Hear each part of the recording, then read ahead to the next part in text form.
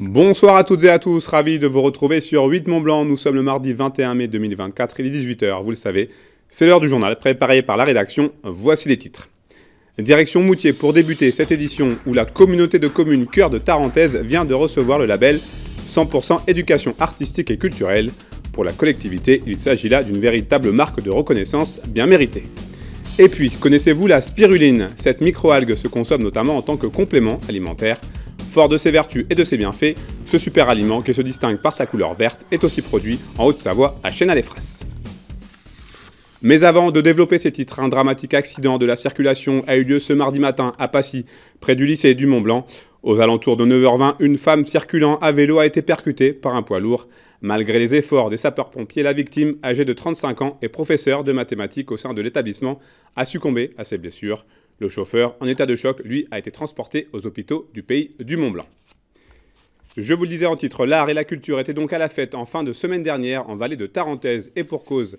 La communauté de communes Cœur de Tarentaise a officiellement été labellisée comme territoire 100% éducation artistique et culturelle. Cette vraie reconnaissance vient souligner les efforts menés par la collectivité ces dernières années. Les précisions d'Emmanuel Jaude. Près de 15 années après le partage de la compétence culturelle, aujourd'hui répartie entre les départements, les régions et les intercommunalités, la collectivité de Cœur de Tarentaise vient de recevoir une réelle marque de reconnaissance pour son travail accompli.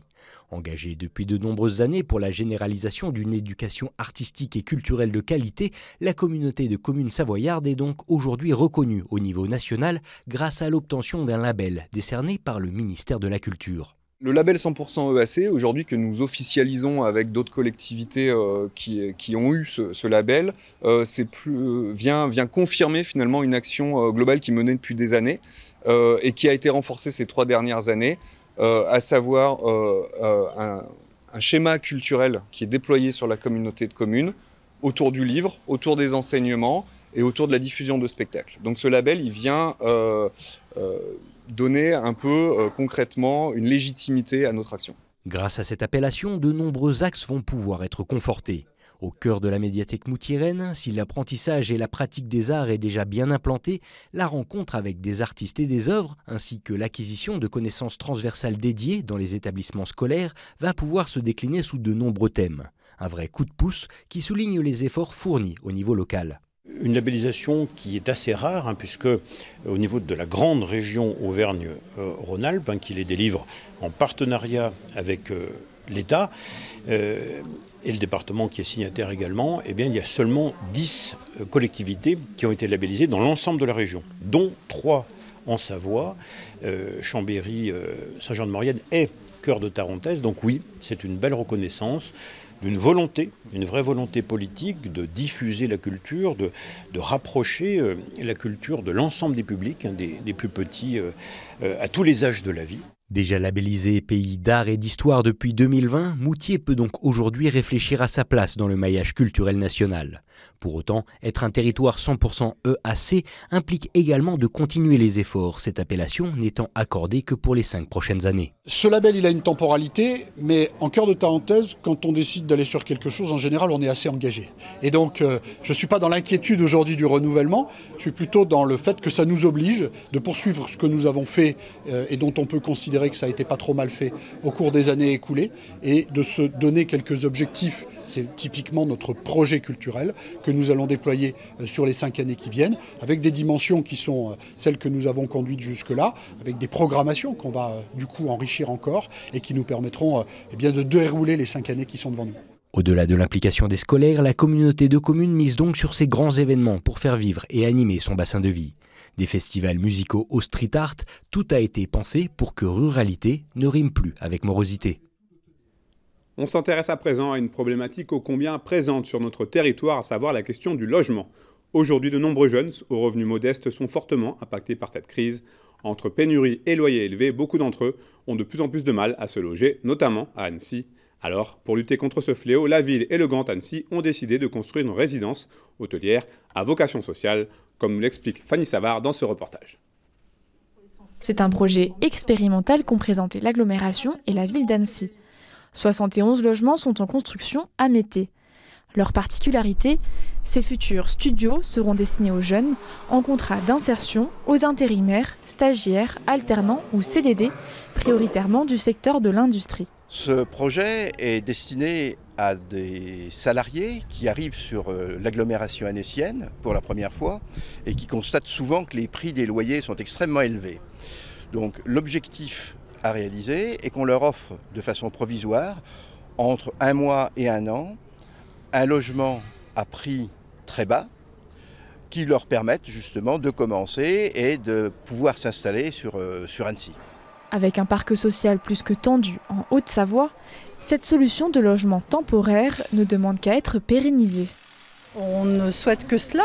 Reste aujourd'hui qu'on a une vraie problématique aujourd'hui qui est la question foncière. Il faut savoir que ce projet a donc fait l'objet d'une mise à disposition à bail construction de la ville d'Annecy. Donc aujourd'hui, il faut trouver aussi des gisements fonciers qui permettent ce genre d'opération.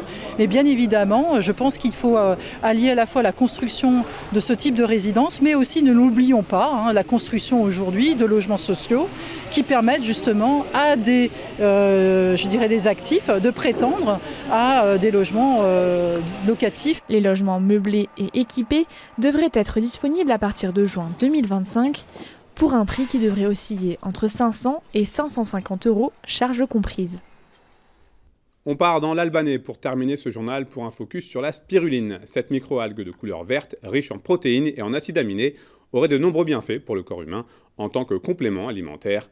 Ozan Mayram a rencontré Virginie et Patrick Pimbert, producteurs de spiruline depuis 9 ans, au pied du massif des Bauges. Reportage. C'est sous cette serre, au cœur de laquelle la température atteint les 30 degrés, qu'est cultivée la spiruline. Chaque année, ce sont environ 300 kilos qui sont produits dans ces bassins hors sol. L'algue, caractérisée par sa couleur verte, est remuée en continu par un moulin, lui permettant ainsi de faire sa photosynthèse nécessaire à sa croissance. Alors ici, on a pris une petite échantillon de spiruline dans nos bassins, une petite goutte, il n'y en a pas grand-chose, vous voyez. Là, on a une grande spiruline et au bout d'un moment, il va y avoir une rupture cellulaire et elle va se couper en deux. Et c'est ces deux petites spirulines qui vont donner naissance, ainsi de suite. Ils se reproduisent, en moyenne, on a 20% par jour de développement dans nos bassins quand on a la température adéquate et puis l'ensoleillement. Cette algue, qui se décline en gélules, poudre ou encore confetti, est un complément alimentaire notamment prisé par les sportifs. Prise sous forme de cure ou quotidiennement, elle aurait de nombreux bienfaits pour le corps. Ça booste énormément les défenses immunitaires. Quand on est fatigué, quand on sort d'une opération chirurgicale, même après une chimiothérapie, on a besoin effectivement de rebooster l'organisme. Donc là, c'est un aliment naturel, un apport naturel avec l'algue, avec la spiruline. J'ai aussi beaucoup de personnes qui manquent de fer. Dans la spiruline, vous avez beaucoup de protéines, vous avez aussi énormément de fer. Donc ça permet d'avoir un apport en fer végétal naturel. Et ce qui peut le faire permet aussi de redonner du tonus, de l'énergie au corps. Ils sont près de 200 en France à exercer l'activité de spirulinier.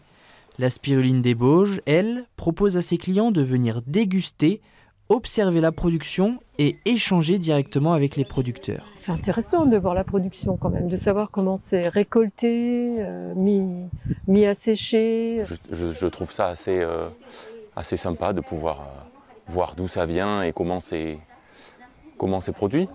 La saison s'achèvera désormais aux alentours d'octobre pour ces spiruliniers qui dépendent des beaux jours pour le bon fonctionnement de leur production. Après près de 10 ans d'expérience, c'est un pari gagné pour Virginie et Patrick qui voient leurs clients augmenter d'une saison à l'autre. Et c'est déjà la fin de cette édition. Merci à vous pour votre fidélité à l'information sur 8 Mont Blanc. Merci à toute l'équipe pour son aide très précieuse. Place désormais à la météo de Thierry Paulme.